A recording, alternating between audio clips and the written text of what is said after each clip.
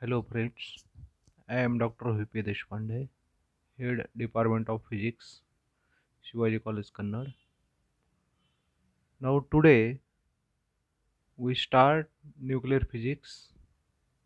Now your first chapter in nuclear physics is the acceleration of charged particles. Now in this chapter we will study about the accelerators of different types. Now first accelerator is a linear accelerator. In the linear accelerator, charged particles are accelerated by an oscillating electric field applied to a series of electrodes with an applied frequency which is in resonance with the motion of particles. In its earliest form, which illustrates the principles of this type of machine, the linear accelerator consisted of a set of cylindrical electrodes of increasing length. These are the electrodes, cylindrical. Now length will be increased. The length of second cylinder is as compared to first one is increased. This is also increased. This is also increased. This is increasing. This length are increasing one by one, which is shown in figure. Alternate cylinders enclosed in a glass vacuum chamber are connected together, the odd number cylinders being joined to the terminal and the even number to the second terminal of high frequency power supply. Now this is cylinder 1, this is cylinder 2, cylinder 3, cylinder 4, 5, 6, 7 and 8. Now odd number, that is cylinder 1, 3, 5, 7. They are connected to one electrode, and even number of cylinders, that is 2, 4, 6 and 8, they are connected to the second terminal of the high frequency power supply. Now the ions from a discharge tube at one end move along the axis of the tubes and are accelerated on crossing the gap between the tubes. They are not deaccelerated inside the tube because the potential is constant there. Suppose that the ions are positively charged and moving from left to right, as in the diagram. If the first cylinder is positive and the second is negative, the ions are accelerated and travel through the second cylinder at a speed which is constant but greater than the speed in the first cylinder.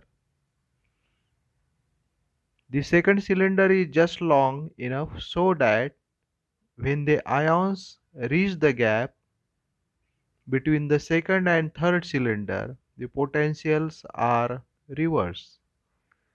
The second cylinder is now positive and the third is negative, so that the ions are again accelerated, this time in the gap between the second and third cylinders.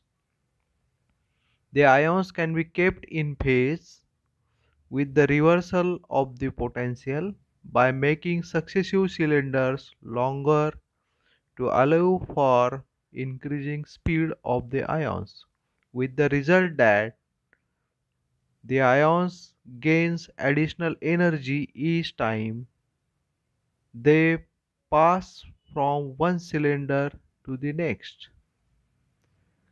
The early linear accelerators could be used only for heavy, slowly moving ions such as mercury ions, because the oscillators available did not have enough frequencies.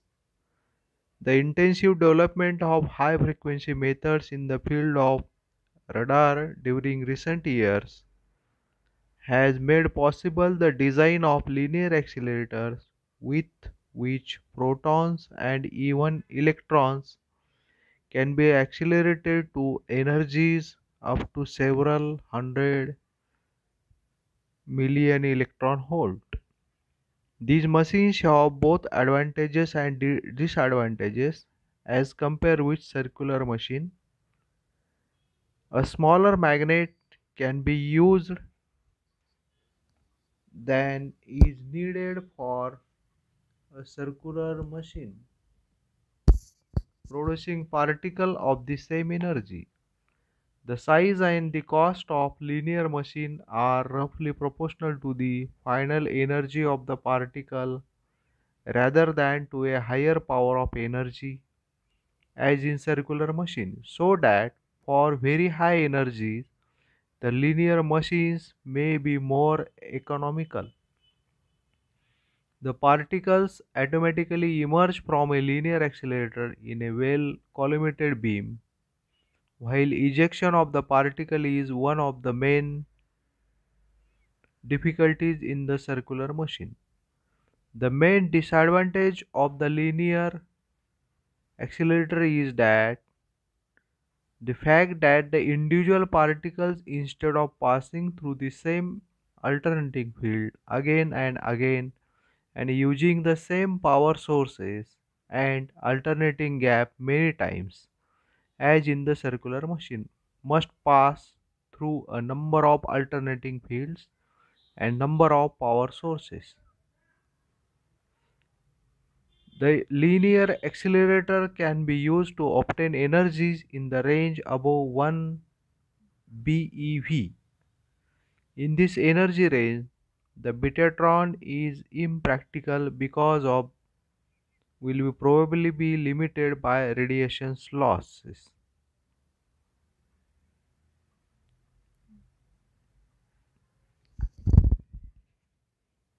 Now the main disadvantage of this linear accelerator is it has it required greater size